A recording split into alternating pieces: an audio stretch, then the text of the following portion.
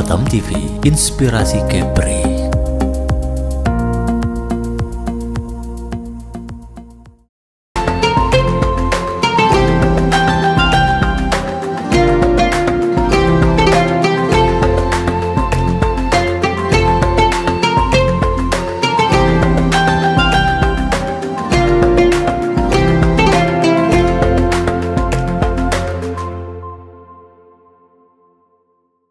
Assalamualaikum warahmatullahi wabarakatuh. Allahu Akbar, Allahu Akbar, Allahu Akbar, walillahil hamd. Pemirsa Batam TV yang dihormati Allah Subhanahu wa taala, alhamdulillah kita bertemu kembali di dalam program Tasbih Idul Fitri bersama saya Haji Mustamin Husain dengan tema pemberdayaan zakat, infak, dan sedekah.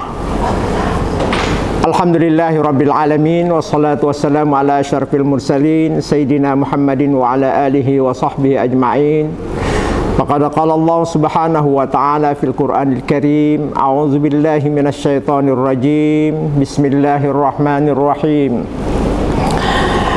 Khudh min amwalihim shadaqatan tutahhiruhum wa tuzakkihim biha wa shalli alaihim inna salataka sakanun lahum wallahu sami'un alim. Shadaqallahul azim. Pemirsa yang berbahagia, alhamdulillah Allah masih memberikan kita kekuatan lahir dan batin, kekuatan jasmani dan rohani, kekuatan kesehatan dan kesempatan, sehingga kita sama-sama di Batam TV dalam rangka tasbih Idul Fitri, dalam rangka pemberdayaan zakat, infak, dan sedekah. Hadirin yang berbahagia, bicara tentang sedekah, bicara tentang zakat, infak, dan sedekah, itu sudah maklum dalam kehidupan kita selaku umat Islam. Karena bicara tentang zakat, kita otomatis bicara tentang masalah rukun Islam yang ketiga. Rukun Islam yang ketiga adalah rukun yang tidak beda dengan rukun Islam yang kedua. Makanya di dalam Al-Quran, kalau Allah bicara salat, pasti Allah juga menggandengkan dengan kalimat zakat. Aqimus shalah wa atuz zakat. Perintah mendirikan ibadah salat berarti adalah perintah untuk mengesahkan Allah Subhanahu wa ta'ala, dalam arti kita taat menjalankan perintahnya dan menjauhi larangannya. Itu adalah hubungan vertikal kepada Allah Subhanahu wa ta'ala. Tapi kalau kita berbicara tentang rukun Islam yang ketiga tentang masalah zakat, berarti kita juga harus memiliki kepedulian terhadap sesama, yakni berbagi terhadap harta yang Allah berikan kepada kita.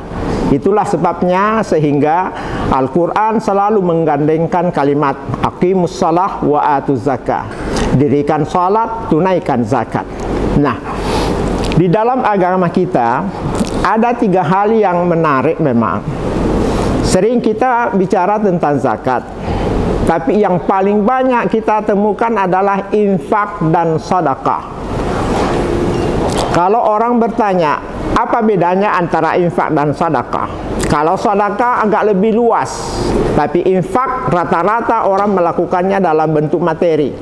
Tapi kalau sedekah bisa saja non materi, materi dan non materi. Kita sering dengarkan Rasulullah Sallallahu Alaihi Wasallam dan hadisnya mengatakan, tabassama ala wajhi akhika sedekah. Kamu senyum simpul aja di depan saudaramu, itu kamu sudah bersedekah kepadanya. Jadi kita kemana-mana melimpahkan wajah dengan wajah yang manis kepada saudara-saudara kita yang kita temui, itu hakikatnya kita sudah memberi sedekah kepadanya. Sedangkan kalau masalah infak, rata-rata infak itu dalam bentuk memang materi yang kita bantukan kepada saudara-saudara kita. Tapi infak dan sedekah tetap hukumnya adalah sunnah. Tidak pernah diangkat derajatnya menjadi wajib. Nah, kalau zakat ya memang tidak ada zakat sunnah, tapi semua zakat adalah wajib. Yang perlu kita ketahui adalah kita mengeluarkan zakat, apakah itu zakat fitrah namanya, ataukah itu zakat mal namanya. Kalau zakat fitrah barangkali kita sudah lakukan kemarin pada saat bulan Ramadan. Karena zakat fitrah hanya ada perintahnya di bulan Ramadan bersama dengan perintah saum di bulan Ramadan. Sedangkan zakat yang lain namanya zakat harta, zakat mal yang biasanya kita dengarkan adalah zakat yang kita keluarkan bisa di bulan Ramadan dan boleh juga kita keluarkan di luar Ramadan. Karena kenapa? Zakat ini, zakat harta ini punya perhitungan tersendiri. Tidak semua umat Islam diwajibkan mengeluarkan zakat harta. Yang diwajibkan hanya adalah orang-orang yang memiliki harta yang melebihi dari kebutuhan pokoknya. Maka itu sebabnya di dalam pembagian zakat atau penerimaan zakat, kita lihat dulu yang punya harta memang sudah wajib mengeluarkan zakatnya apa tidak. Antara lain kita periksa adalah nisabnya. Nisab itu adalah besaran kemilikan zakat minimal yang harus kita keluarkan. Kadang-kadang ada orang hartanya banyak tapi belum tentu dia bisa mengeluarkan zakat. Kenapa? Karena hartanya mungkin pemberian dari orang tuanya, merupakan warisan yang belum tentu dia sudah dibagikan untuk dirinya, tapi dia sudah menguasai harta begitu banyak.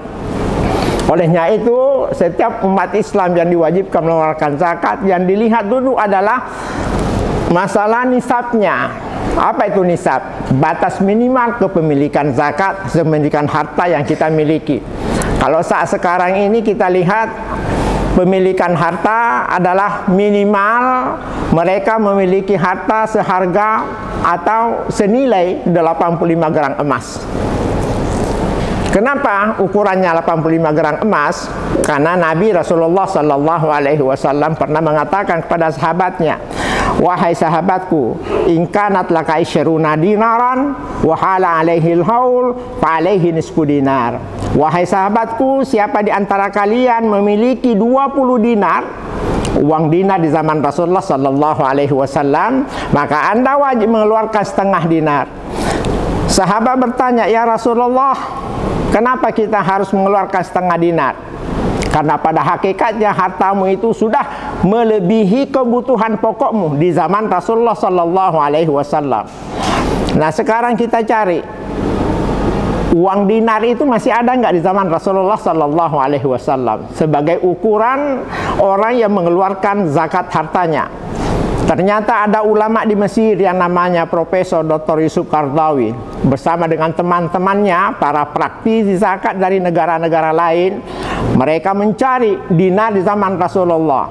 Ternyata ditemukan di museum yang ada di London, di Inggris. Ternyata ditemukan di sana, di dalam museum itu, dinar di zaman Rasulullah SAW. Jadi Profesor Dr. Yusuf Qaradawi bersama temannya minta izin kepada pengawas atau petugas di dalam museum itu, lalu diambil dinar itu, ditimbang oleh beliau, ternyata beratnya satu dinar adalah 4,25 gram. Kalau Nabi mengatakan siapa yang memiliki 20 dinar, maka kita kalikan 20 kali 425 gram, maka hakikatnya persis 85 gram. Nah itulah ukuran harta kena zakat 2,5% kalau sudah senilai harga 85 gram emas. Kalaulah sekarang ini kalau kita jadikan ukuran adalah 1 gramnya di Indonesia ini 1 juta, maka memiliki uang 85 juta.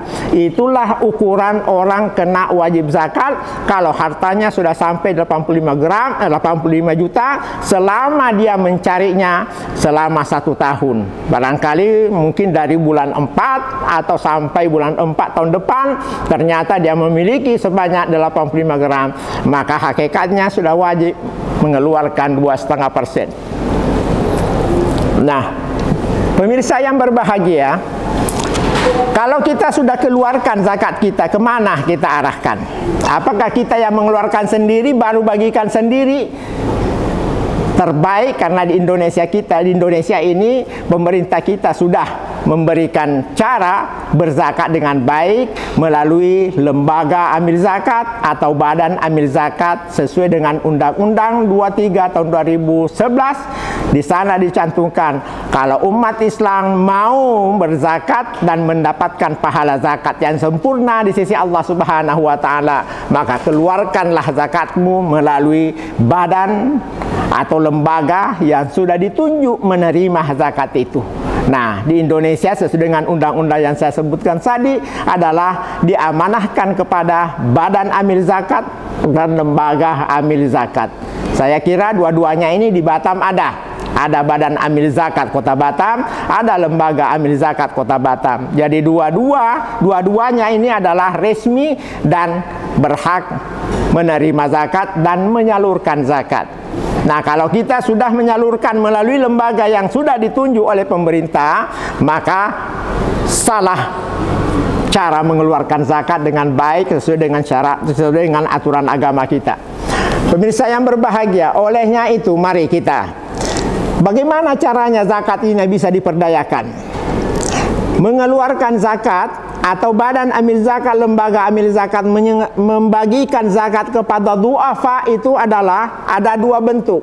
Ada sistemnya konsumtif, ada sistemnya produktif. Konsumtif itu rata-rata sampai hari ini adalah diberikan kepada dua asnaf saja, yakni asnaf innamas shadaqatu lil fuqara wal masakin. Ya, rata-rata konsumtif atau istilahnya memberikan zakat itu hanya sekedar untuk kebutuhan hari-hari mereka, untuk makan dan sebagainya. Tapi kalau diberikan zakat ini dalam bentuk produktif, sekarang inilah yang paling bagus. Ya, kenapa? Karena zakat sambil harta kita keluarkan untuk pembersih dari harta kita, ternyata harta itu juga bisa menjadi nilai jariah. Ya, kepada orang-orang yang menerimanya. Apa itu? Dalam bentuk produktif. Caranya bagaimana? Saya sudah melihat apa yang dilakukan oleh Badan Amil Zakat Kota Batam dan Lembaga Amil Zakat Kota Batam.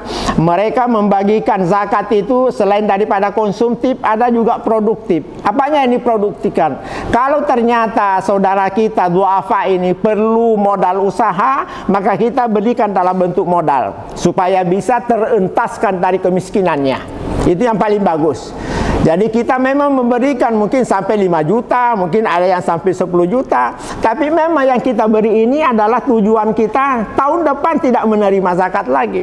Kenapa? Karena modal yang kita berikan cukup untuk mengangkat harakat dan martabatnya dia sebagai orang-orang yang diperdayakan. Artinya bisalah dengan modal itu dia kembangkan sehingga hasilnya bisa dimanfaatkan untuk dirinya dan keluarganya. Maka terentaslah dari kemiskinannya. Mudah-mudahan tahun depan dia tidak lagi terdaftar sebagai penerima zakat. Akan datanglah penerima-penerima yang baru lagi nanti insya Allah. Jadi bergulir terus harta itu di tengah-tengah umat dan manfaatnya menjadilah harta itu adalah harta yang jariah. Terus menerus mereka memanfaatkannya dan menjadi muzaki pada saatnya nanti insya Allah. Adapun masalah infak dan sedekah, kalau infak sedekah tetap penggunanya banyak karena tidak ada pakai asnaf. Kalau zakat tadi adalah asnafnya, minimal adalah fakir miskin, ya, amil, kemudian ada yang namanya mu'allaf yang baru masuk Islam, ada fisabilillah, ada ibnu sabil, ya, itu berhak semua menerima zakat sesuai dengan kondisinya asal dari hasil upaya yang sudah dilakukan oleh Basnas atau Lasnas, ya, yang ada beroperasi di daerah masing-masing. Dan rata-rata mereka memberikannya bukan hanya sekedar memberikan, biasanya melalui survei-survei di lapangan. Orang ini, duafa ini, keluarga ini cocoknya diberikan dalam bentuk konsumtifkah atau diberikan dalam bentuk produktif. Olehnya itu mari kita senantiasa terus berusaha mengentaskan kemiskinan di daerah kita masing-masing dengan bantuan infak dan sedekah atau dalam bentuk zakat yang kita berikan kepada mereka atas kelebihan dari harta yang kita miliki. Pemirsa Batam TV yang berbahagia, tetaplah bersama kami dalam program Tasbih Idul Fitri. Kami akan kembali pada saat lagi.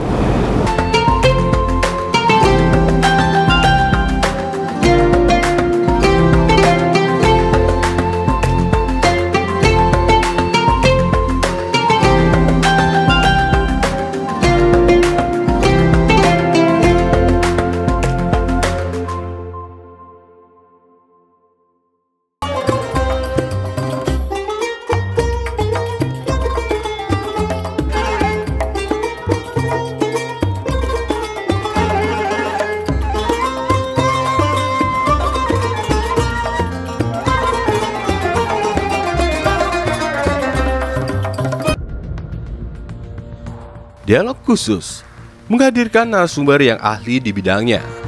Wisatawan Malaysia yang non orang Johor juga salah satu tujuannya Johor ini. Dinas Pariwisata Kabupaten Karimun itu mempunyai target. Adanya kolaborasi, artinya tanpa ada kolaborasi harus berjalan sendiri, apalagi di unsur pemerintah. Jadi usia batu yang ada di Natuna itu sampai 188 juta tahun yang lalu. Jadi KPP ini lahir, makanya namanya juga Kaukus.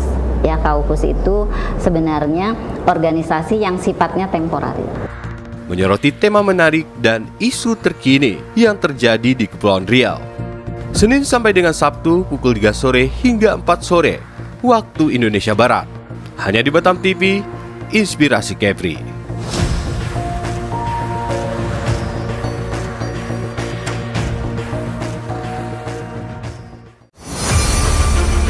Expose Kepri. Program ini dirancang untuk memberikan sorotan khusus pada berita dan informasi dari berbagai sektor. Kedatangan Duta Besar India ini disambut oleh Kepala Dinas Pariwisata Kepulauan Riau, Panglima TNI Jenderal Agus Subianto menyempatkan diri mengunjungi Pulau Penyengat. Dengan tujuan terjadi peningkatan kerjasama khususnya. Event Sport Tourism spektakuler di Asia, Bintan Triathlon 2024 sukses digelar.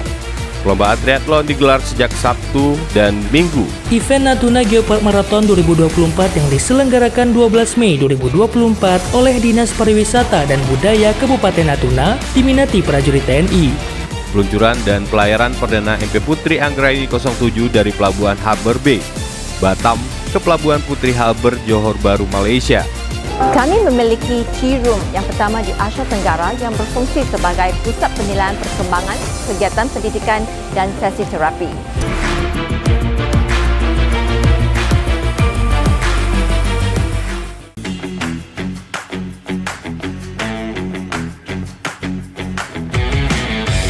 Halo Batam, mau tahu tentang dunia pendidikan dan peluang karir di masa depan?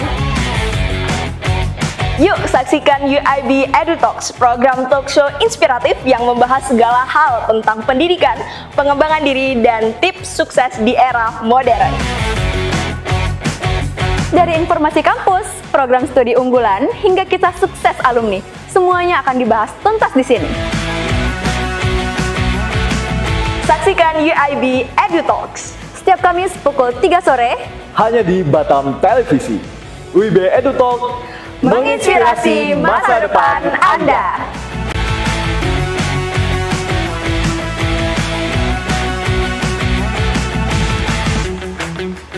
Di tengah dinamika kehidupan, kasih dan iman menjadi pegangan yang kokoh untuk jiwa yang merindukan kedamaian. Kasih membangun, iman menguatkan. Kasih dan iman hadir untuk menemani perjalanan rohanimu. Saksikan Kasih dan Iman, program rohani Kristiani yang membawa inspirasi, penguatan iman dan pesan kasih dari firman Tuhan untuk masyarakat Kepulauan Riau. Hadir setiap hari Minggu pukul 13 waktu Indonesia Barat hanya di Batam Televisi, Inspirasi Kepri.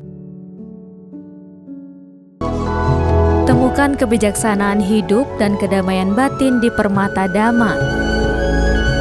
Program spesial yang menghadirkan nilai-nilai luhur ajaran Buddha untuk menemani perjalanan spiritual Anda. Setiap Sabtu pukul 10 hingga 10.30 waktu Indonesia Barat. Saksikan pesan-pesan Dharma yang menyejukkan hati dan membawa inspirasi dalam hidup Anda. Permata Dhamma hanya di Batam TV Inspirasi Kepri.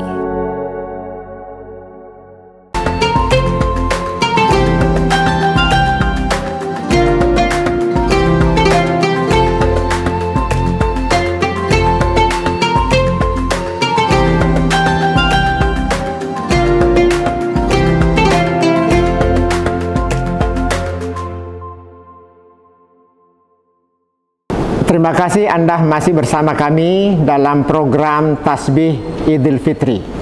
Kita lanjutkan pembahasan kita.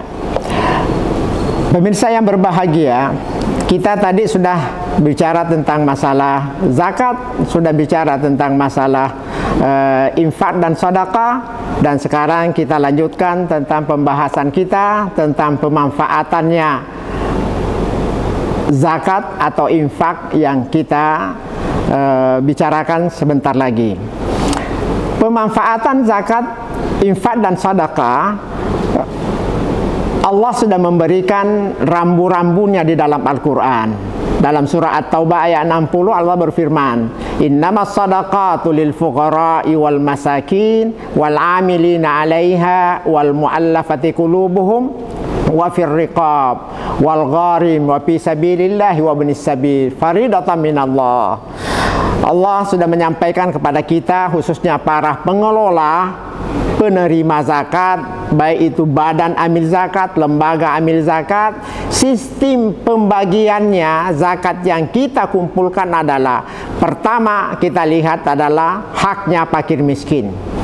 Memberikan hak fakir miskin ada dua bentuk. Boleh diberikan dalam konsumtif, boleh kita berikan dalam produktif.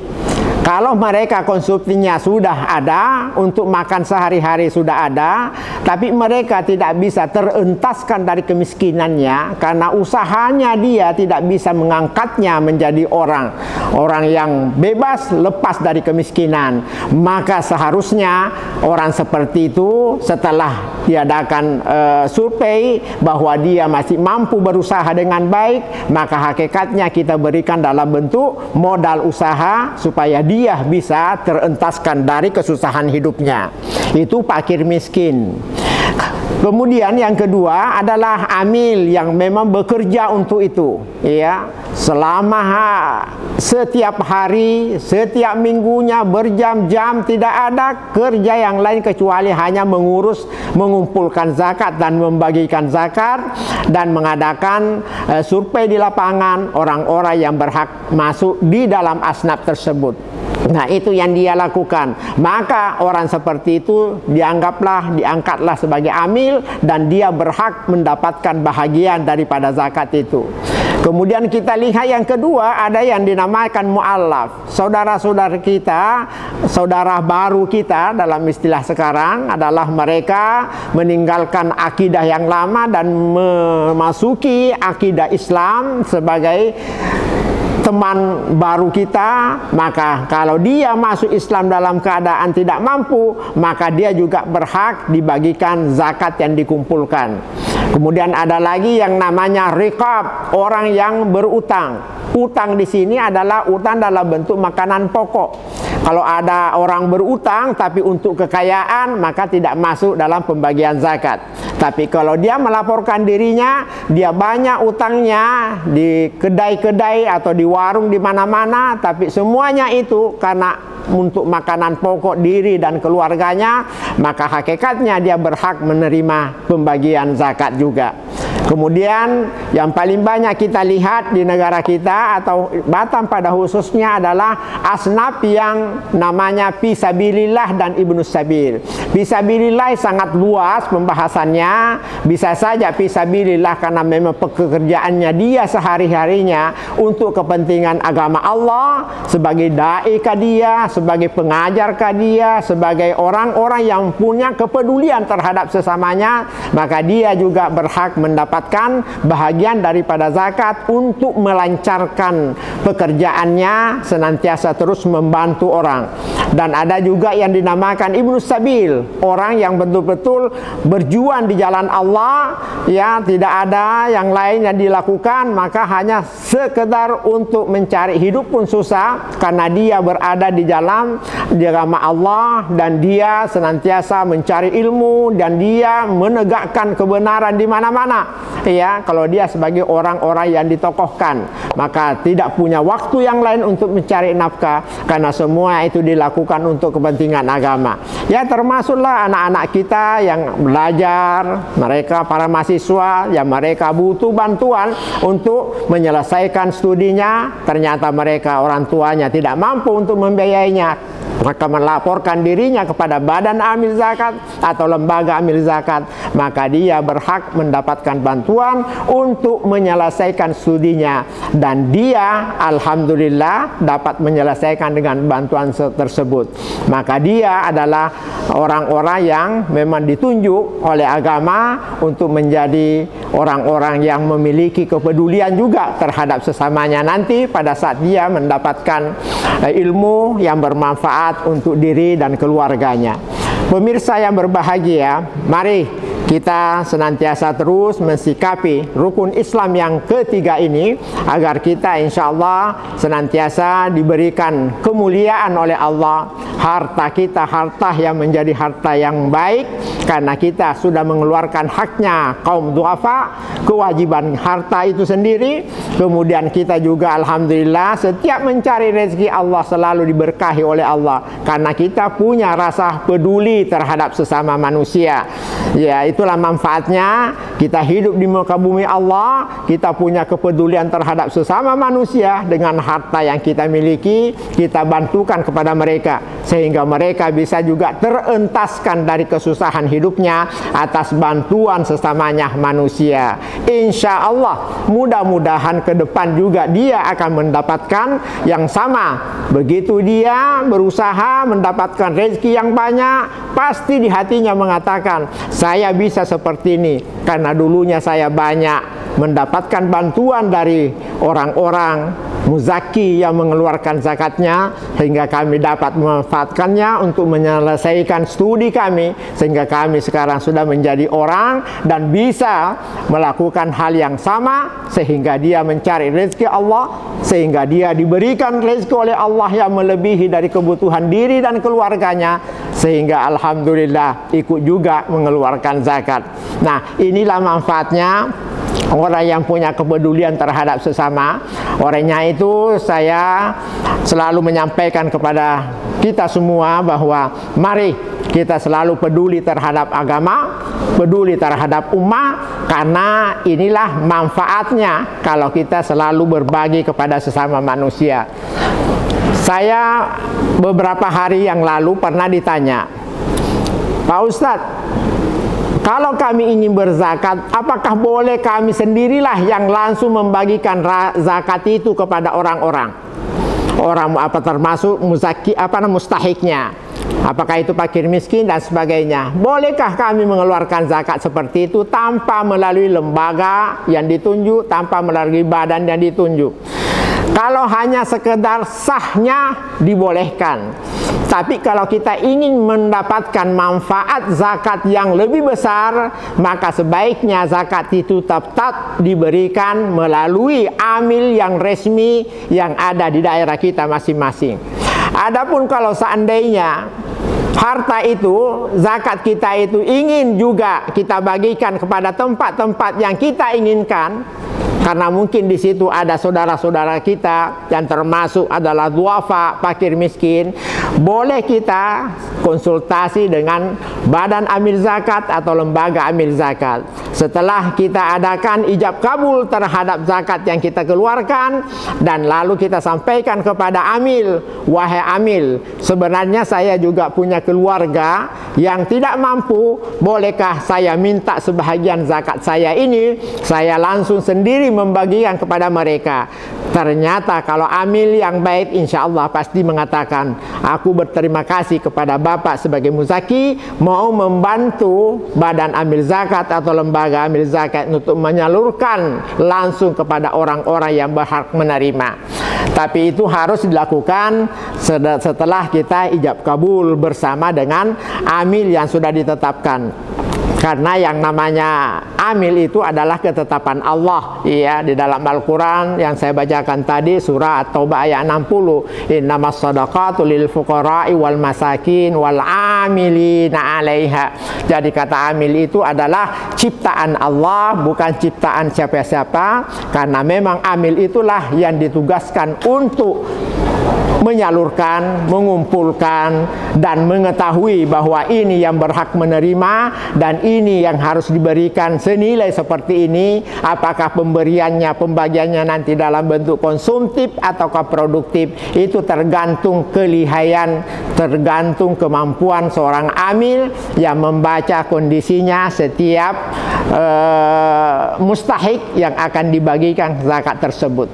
Olehnya itu mari kita senantiasa berserah diri kepada Allah Subhanahu wa Ta'ala. Semoga kita semua senantiasa berada dalam lindungan Allah.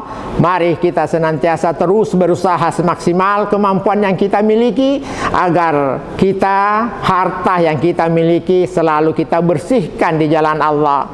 Karena kenapa? Yang paling banyak menyesal sesuai dengan ayat Allah dalam Al-Quran, orang yang menyesal di akhirat nanti bukan orang yang menyesal karena tidak haji, bukan menyesal karena dia tidak banyak melakukan kebaikan-kebaikan yang lain, tapi rata-rata orang menyesal kata Allah adalah orang yang diamanahkan harta yang banyak, tapi sayang dia tidak punya kepedulian terhadap sesamanya manusia, sehingga dia mengatakan kepada Allah, kalaulah engkau ya Allah mengizinkan saya kembali ke dunia, maka saya akan melakukan kebaikan dan bersedekah, berbagi kepada sesamaku yang hidup di dunia ini. Jangan pula nanti kita yang mendapatkan penyesalan seperti itu. Olehnya itu saya himbau kepada kita, saudara-saudara kami ya yang seakidah, seiman, mari yang memiliki harta yang banyak silahkan dihitung harta itu. Kalau memang sudah sampai nisab, insya Allah keluarkan. Anda keluarkan zakatnya, justru zakat Anda itulah akan menarik rezeki Allah yang lebih besar lagi dan beri berkah, dan Anda insya Allah akan mendapatkan kebahagiaan di dunia dan keselamatan di akhirat nanti tentang masalah harta itu. Terima kasih kepada Bapak, Ibu, ya pemirsa yang berbahagia. Semoga kita senantiasa berada dalam lindungan Allah. Semoga kita dalam keadaan sehat wal afiyah, minal aidin wal faizin. Taqabbalallahu minna wa minkum. Allahu akbar, Allahu akbar, Allahu akbar, walillahil hamd. Mohon maaf segala kesalahan dan terima kasih atas segala perhatian, dan saya akhiri dengan ucapan Assalamualaikum warahmatullahi wabarakatuh.